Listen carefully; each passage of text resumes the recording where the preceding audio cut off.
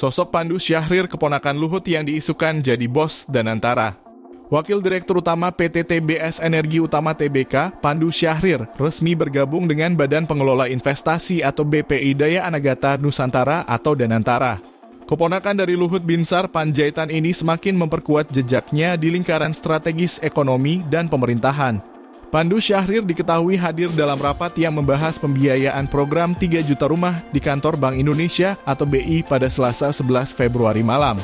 Dalam rapat tersebut, turut hadir Menteri Perumahan dan Kawasan Permukiman atau PKP Marwar Sirait, Menteri BUMN Erick Thohir, Gubernur Bank Indonesia Peri Warjio, dan Ketua Komisi 11 DPR RI Muhammad Misbahun. Selepas rapat, Marwar Sirait memperkenalkan Pandu Syahrir kepada media meski tidak secara eksplisit menyebutkan jabatannya di Danantara. Pandu kemudian diminta menjelaskan kontribusi Danantara dalam mendukung program perumahan tersebut. Nama Pandu Syahrir sudah lama dikenal dalam industri pertambangan dan energi. Saat ini ia menjabat sebagai Wakil Direktur Utama PT TBS Energi Utama Tbk, perusahaan yang kepemilikannya kerap dikaitkan dengan Luhut Binsar Panjaitan. Lahir di Amerika Serikat pada 17 Mei 1979, Pandu menempuh pendidikan di University of Chicago dan meraih gelar Master of Business Administration dari Stanford Graduate School of Business.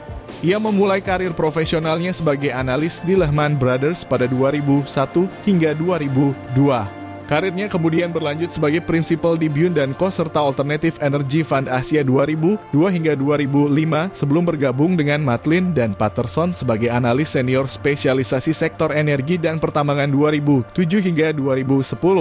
Pandu bergabung dengan Toba pada 1 Oktober 2010 sebagai Direktur Perseroan sebelum kemudian menduduki jabatan eksekutif lainnya termasuk sebagai Direktur PT Adimitra Baratama Nusantara yang masih terafiliasi dengan Toba. Selain dikenal sebagai pengusaha, Pandu Syahrir juga memiliki hubungan dekat dengan pemerintahan.